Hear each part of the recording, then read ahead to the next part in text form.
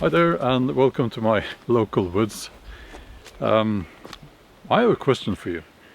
Why do you think that people back in the old days used hiking sticks or hiking staffs? It's not so common these days. Well, in this modern world over there, it's not so common now. Why is that? And I think the answer to that question can teach us an important lesson about how we should not take all these modern things that we are surrounded by for granted. A hiking stick will give you an anchor point, and for that reason you see a lot of older people using like walking canes and so on, because they don't want to fall over. But of course younger people usually don't use walking sticks or hiking staffs these days. But it was different back then. And why is that? Well, this is one of those things that you can only know this if you've done proper hands-on research. And part of my job as a historical novelist is to walk around like this. And it's not just for fun. There is also a serious and, well, quite, I will say, profound reason why I do this. Now, I want to tell you something about shoes. And I want to show you my shoes, because these are Viking Age shoes. These shoes are slippery.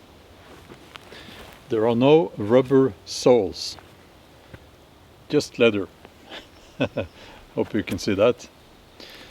And what that means is that you might slip, and that's why I use a walking stick.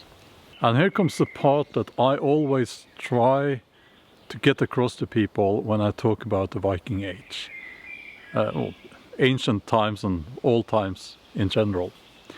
People back then avoided risky behavior. They did not want to take chances with anything, okay? So all these modern perceptions of what you can do and still get away with it, it doesn't apply with, for instance, the Viking Age. It just doesn't. Why do you use a walking stick? Because you have slippery shoes, leather soles, or you're actually walking barefoot, which is basically, if it's warm enough, it's a better option in many cases. But you know, you use this walking stick so that you won't fall over. And then you could say, well, does it matter if you fall over now and then?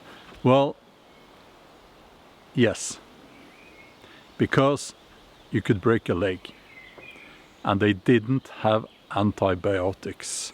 If you broke a leg back in the Viking Age, you could die. You could die from infection. This is so important to understand. This is a huge difference between the modern world over there and the Viking Age and all times in general. People avoided taking chances, taking risks. Risk behavior was not something that you engaged in.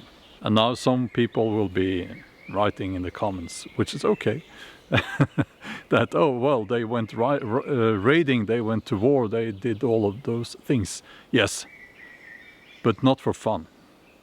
They did that in many cases, most cases, I would say, out of necessity. And we can get back to that in another video. Let me know in the comments if you want me to talk about why the Viking Age started, why they went raiding. A hiking stick can also be used as a weapon to fend off, well, most people would say wild animals, but much more likely robbers, bad people. And if you put a metal bit on top here, you would have a spear. When you were out skiing during winter, you would use one pole, like your hiking stuff, which I have never gotten the hang of, by the way. We use 2 poles when you go cross-country skiing now.